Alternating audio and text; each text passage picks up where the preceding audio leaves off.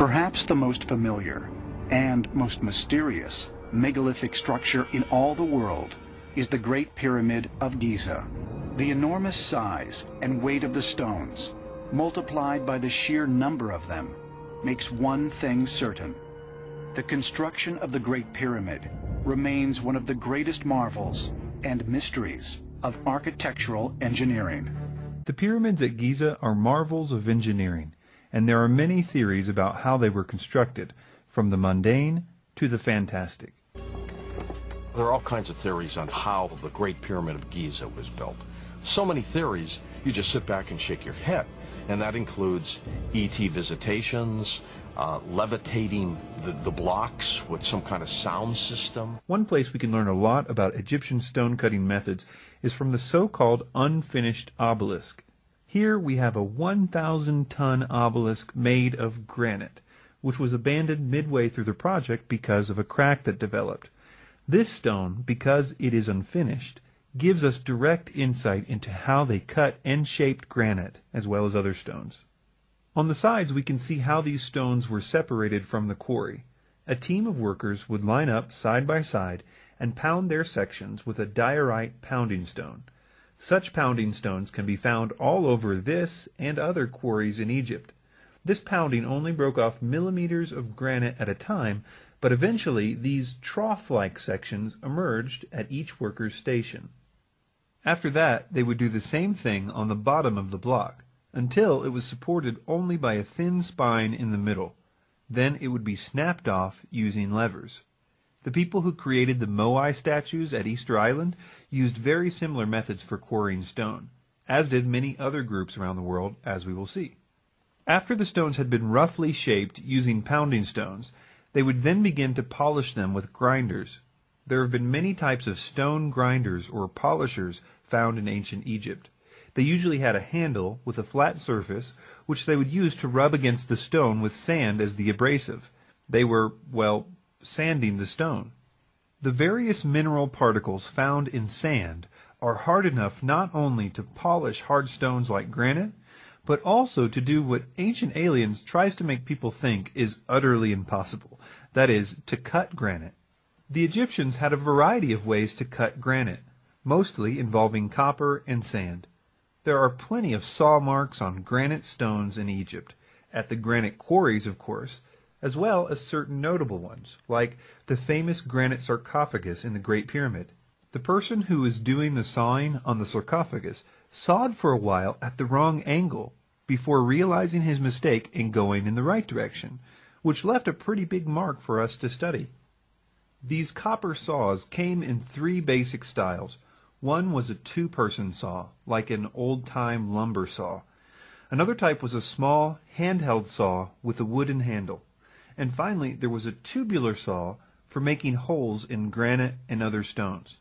These saws are depicted in several Egyptian reliefs. Interestingly, they didn't require saw teeth to work. They only required sand to be placed between the saw and the stones. The sand was what did the cutting. This particular method of stone cutting has been tested by ancient Egyptian tool experts, and not only was it done, but it was apparently quite easy to do. However, sawing granite with copper was expensive, because the copper would wear out somewhat quickly. Therefore, you mostly see granite in ancient Egypt being worked with pounding stones, finished with grinders and chisels. The saw work was reserved primarily for royal projects, like that of the sarcophagus. All of this really makes Ancient Aliens lose credibility, because all throughout the series, they make it sound like working with granite was only possible using diamond-tipped alien power tools. But as all this relates to the Great Pyramid's construction, it's important to remember that almost none of the pyramid is made from granite, except for a few things like the roof supports for the king's chamber. Most of the stone was sandstone and limestone. About 85% of the stone used in the construction of the pyramids was relatively soft sandstone, which was quarried right on site. That's right, the Great Pyramid was built right in the middle of a massive sandstone quarry, which was no doubt at least one factor in choosing the location to build it. The other 15% of the stones, like that of limestone and granite, would have to be brought in from a slightly further away location. So this raises another question. What about moving these stones? Surely the only way is by levitation, as Ancient Aliens claims. In order to really move massive amounts of stone like that, they would have had to have been levitated, somehow made weightless, and then just moved through the air by some kind of device, perhaps even a handheld kind of device, like some beam weapon. If levitation was the way that the ancient Egyptians moved stones, they had a funny way of showing it, because there are plenty of depictions of them using wooden sleds to move everything from blocks the size and shape of the ones used for the pyramid to massive 1,000-ton monuments and obelisks, all using wooden sleds. They even had a hieroglyph for the word sled, which they used often. In fact, 3 such sleds have been found intact by archaeologists, and they have all kinds of places to attach ropes to. Speaking of ropes, ropes made out of papyrus and other materials have been found in Egypt, some of them with a massive circumference, suggesting that they were used for extremely heavy objects. Boats were used for stones that needed to be imported. In fact, a channel was dug from the Nile to the construction site, so no stone had to be dragged very far anyway. So, what about the construction of the pyramids?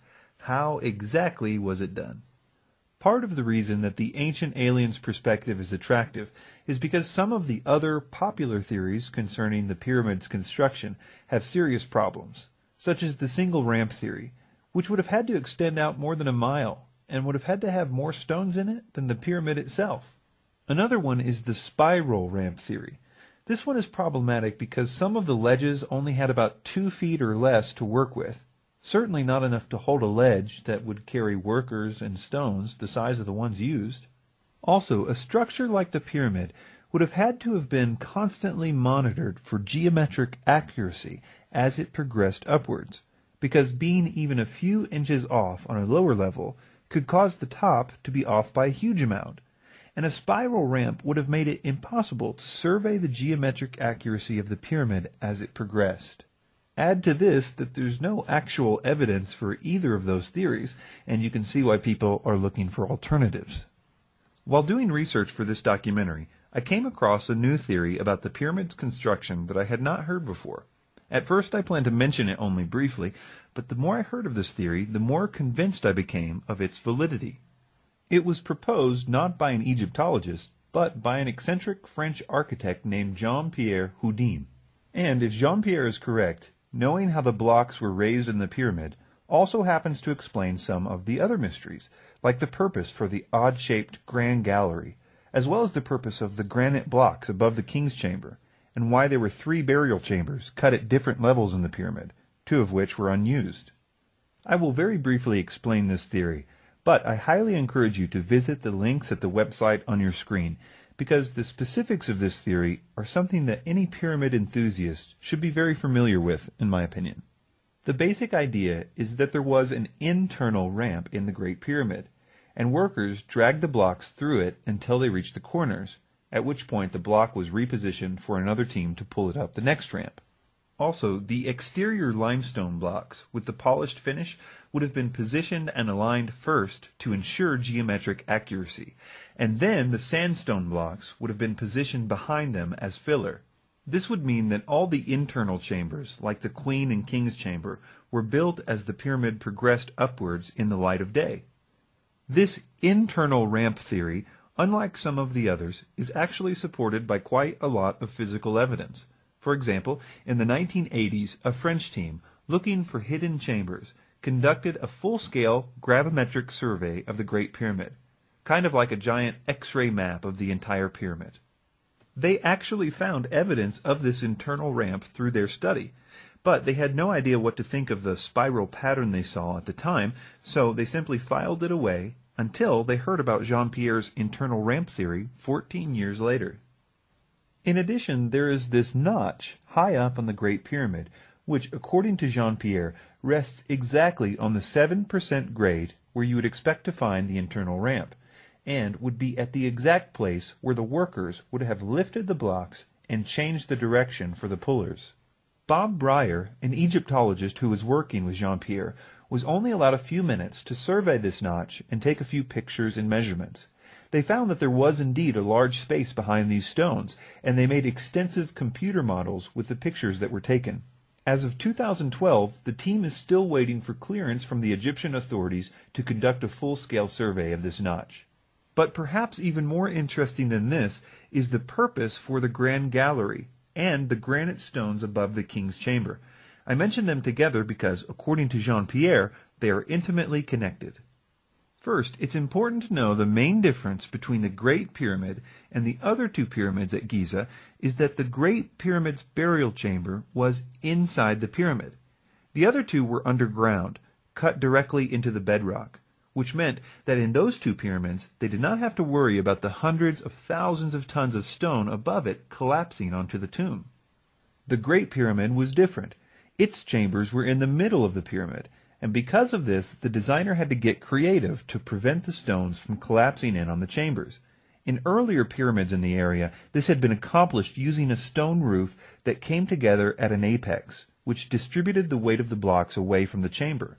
But for the Great Pyramid, the designer wanted to be more ornate, opting for a flat roof in the king's chamber, which would have easily collapsed if he didn't find a way to distribute the weight of the stones above it away from the roof.